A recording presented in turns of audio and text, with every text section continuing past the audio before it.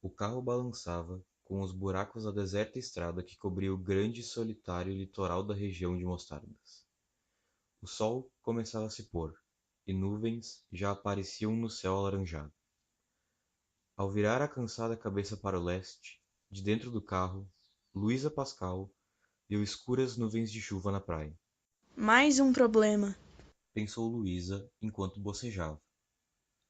O contrato de rescisão do seu antigo emprego ainda estava no banco de trás do carro, junto com uma mala que continha algumas mudas de roupas amassadas, recentemente retiradas da casa do ex-namorado.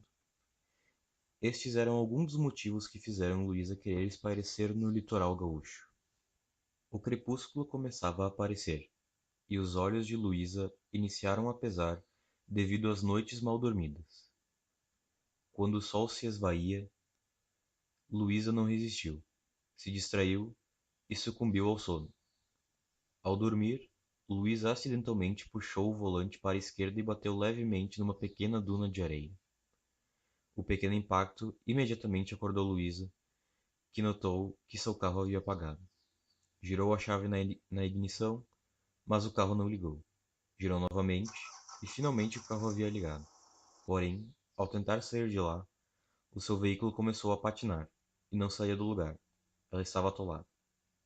Agora estava nervosa, já que o pequeno banco de areia não deveria ter atolado seu carro. Ela deitou sua cabeça no volante e respirou fundo diversas vezes. Olhou para si mesmo no retrovisor e viu suas profundas olheiras.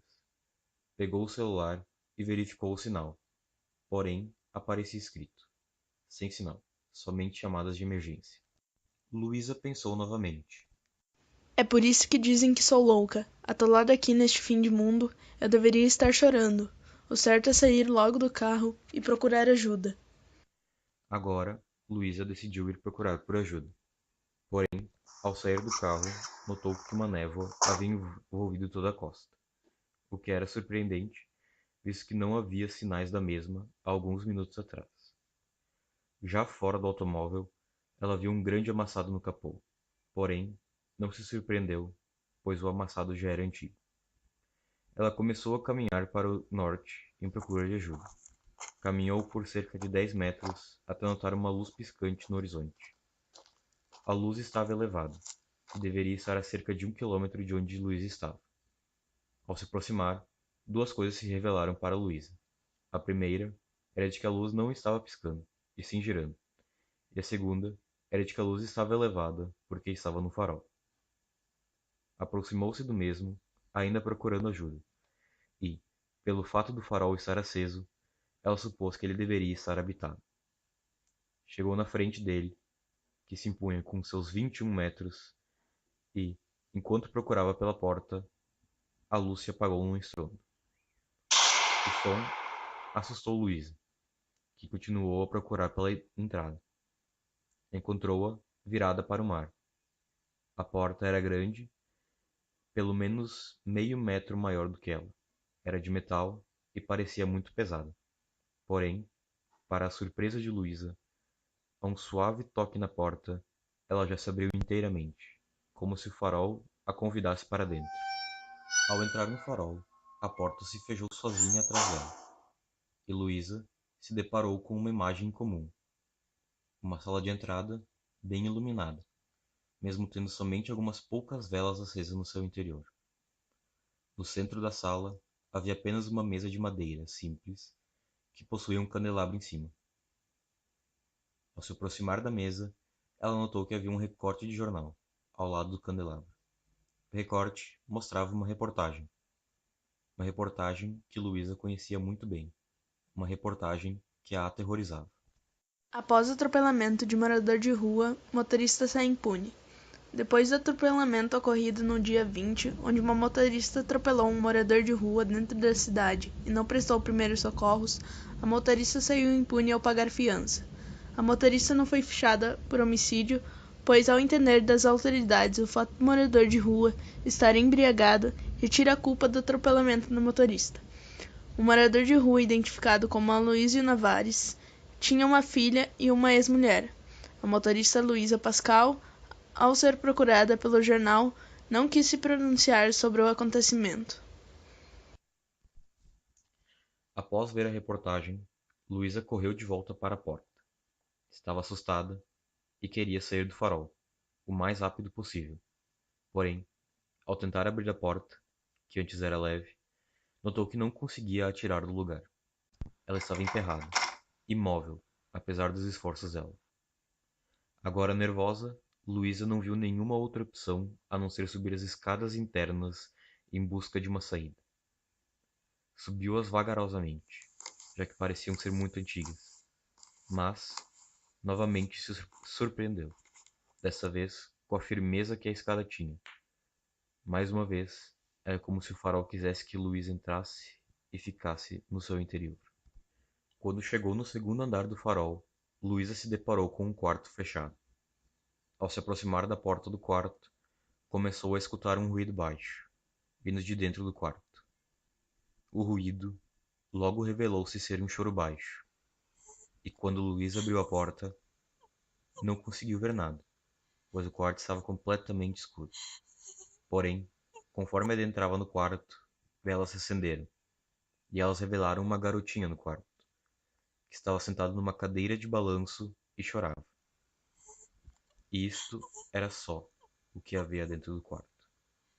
Ao se aproximar da garota, que estava de costas para Luísa, ela notou que ela segurava uma foto, e ao tentar tocar na menina, a menina e a cadeira simplesmente sumiram, deixando somente a foto para trás. Luísa pegou a foto e viu que ela mostrava um homem sorridente. Levou alguns segundos até ela notar que o homem na foto era o mendigo que ela havia matado. Agora ela estava estarrecida, pois, até este momento, as únicas pessoas que ela pensou ter feito sofrer com o acidente teria sido o morador de rua e ela mesma. Mas agora ficava claro para Luísa que ela tinha feito uma família inteira sofrer. Ela se sentia culpada e não sabia o que fazer. Decidiu continuar subindo o farol. Subiu mais um lance de escadas, que novamente pareciam precárias, mas, na verdade, se mostraram seguras. Chegou ao topo, onde estava localizado o farol em si.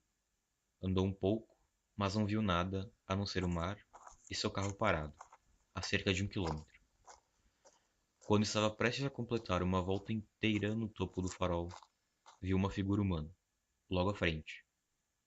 A figura era só uma silhueta, porque estava coberta de escuridão, pelo menos até, num estrondo, o farol se acendeu. A luz, que veio de supetão, atordoou Luísa, que, num reflexo, fechou os seus olhos e, ao abri-los novamente, viu que a figura humana, agora iluminada pelo farol, era na verdade um cadáver putrefato. O cadáver estava cheio de ferimentos, vermes que adentravam em sua pele e fraturas expostas. Usava um casaco velho, ensanguentado, uma calça jeans esfarrapada e tinha um grande ferimento aberto na cabeça, onde aparecia um pedaço do seu cérebro viscoso.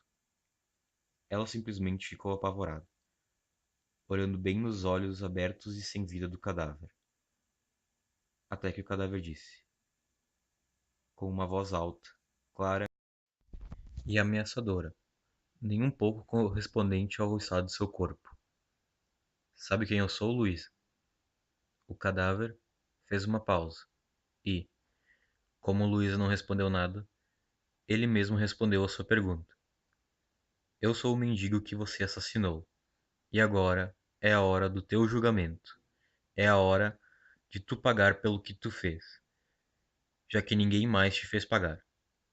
E, com essa fala, o mendigo começou a avançar lentamente para cima dela, que não fez nada, porque não tinha nada para fazer. Estava desesperada, mas sabia que não tinha escapatória. Ela teria de pagar pelo que fez. Ela sabia que este era seu purgatório e que seu juiz era o mendigo. Luísa simplesmente deixou que o mendigo se aproximasse, que a agarrasse e que a empurrasse para fora do farol. E Luísa se deixou cair para sua morte. O corpo de Luísa Pascal foi encontrado uma semana depois, por turistas.